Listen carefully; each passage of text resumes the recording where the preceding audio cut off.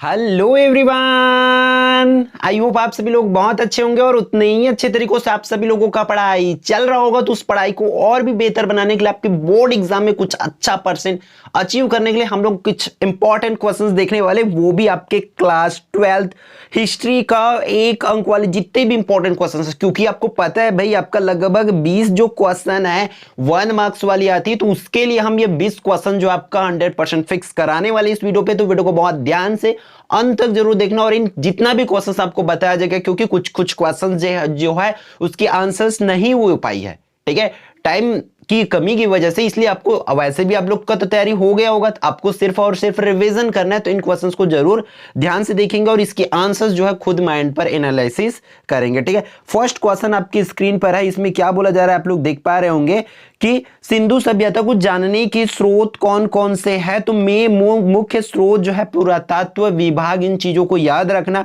फिर कब हुआ था वो खोज जो है 1922 के लगभग शुरू हुआ था पुरातत्व विभाग के द्वारा। फिर नेक्स्ट वन है पुरातत्व का क्या अर्थ है। हमने उसमें पुरातत्व देखे, तो अब पुरातत्व का क्या अर्थ होता है। तो देखो यहाँ पर पुरातत्व का साधारण रूप से यह अर्थ है कि जिस युक्ति से धरती में दबे इतिहास के पन्ने को उजागर किया जाता है उसे पुरातत्व कहा जाता है। क्लियर है। फिर नेक्स्ट क्वेश्चन की ओर चलते हैं। जॉन मार्शल कौन थे।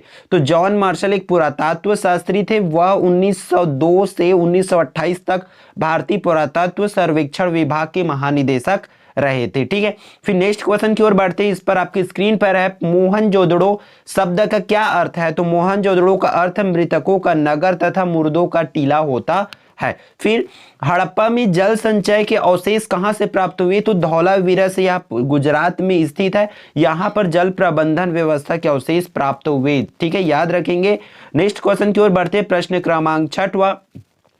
सबसे पहला खोजा गया हड़प्पा स्थल कौन सा है। तो सबसे पहले खोजा गया हड़प्पा स्थल, हालांकि मोहनजोदड़ो हड़प्पा सभ्यता का पुराना स्थल है, ठीक है। फिर हड़प्पा सभ्यता का दूसरा नाम क्या है। तो हड़प्पा सभ्यता का दूसरा नाम सिंधु घाटी सभ्यता है, जो कि विश्व की प्राचीन नदी घाटी सभ्यताओं में से प्रमुख सभ्यता है, ठीक है। नेक्स्ट क्वेश्चन की ओर बढ़ते हैं। आपका प्रश्न क्रमांक 8वां। हड़प्पा लिपि कैसे लिखी जाती है।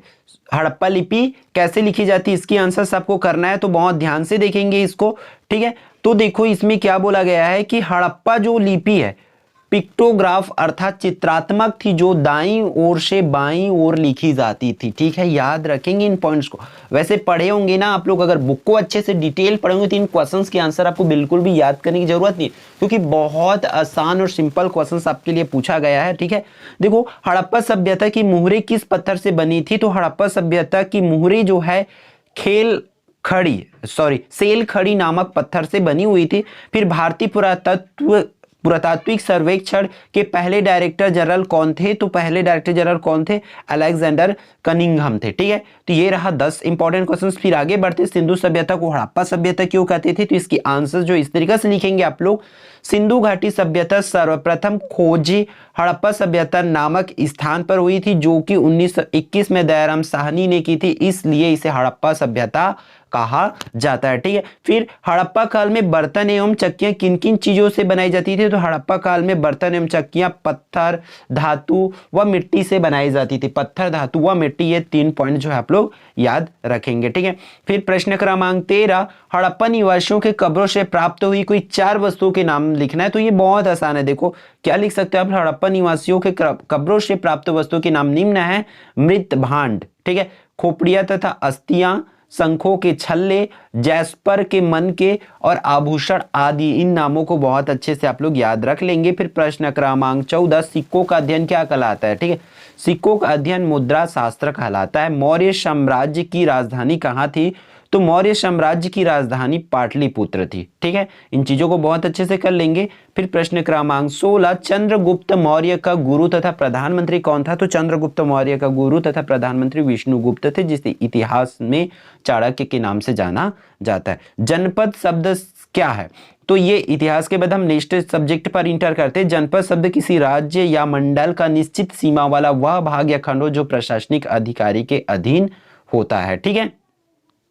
आगे बढ़ते हैं। अब इस पर देखो 18 प्रश्न क्रमांक 18 आपकी स्क्रीन पर है। संगम साहित्य क्या है। इसकी आंसर नीचे लिखा हुआ है।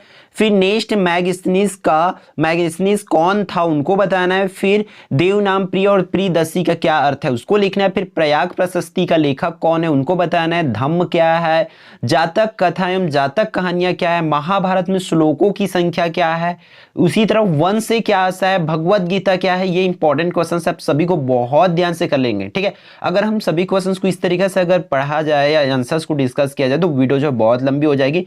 मैं चाहता हूं कि आपकी कम टाइम में जो तैयारी बहुत अच्छे से हो पाए, इसलिए आप लोग वीडियो को रोक रोक करके देख लेंगे। और जिस किसी का भी आंसर आपको तैयारी नहीं हुआ है उसकी आंसर जो आप बुक से रिफर जरूर कर लेंगे, ठीक है, या जो भी आपके पास स्टडी मटेरियल होगा उनसे जरूर देख लेंगे, ठीक है। तो ये लगभग हमारे पास जितने भी इंपॉर्टेंट क्वेश्चंस है क्वेश्चन बैंक से सभी को इस पे लिया गया है, तो सभी को बहुत ध्यान से आपको कर लेना है, ठीक है। लगभग आपका 150 जो क्वेश्चन है उन क्वेश्चंस को आपको कर लेना है, ठीक है, क्योंकि इसमें से 20 क्वेश्चन आना है और मेरे पॉइंट ऑफ व्यू से क्वेश्चन बैंक इंपॉर्टेंट है, इसलिए आप लोग इन क्वेश्चंस को जरूर पढ़ के रखेंगे। और इसकी बात कर लेते हैं पीडीएफ का, तो पीडीएफ आपको टेलीग्राम ग्रुप और व्हाट्सएप ग्रुप में हमारा मिल जाएगा, तो आप लोग दोनों में से किसी एक को ज्वाइन कर लीजिए जहां से आपको पीडीएफ मिल जाएगा, ठीक है।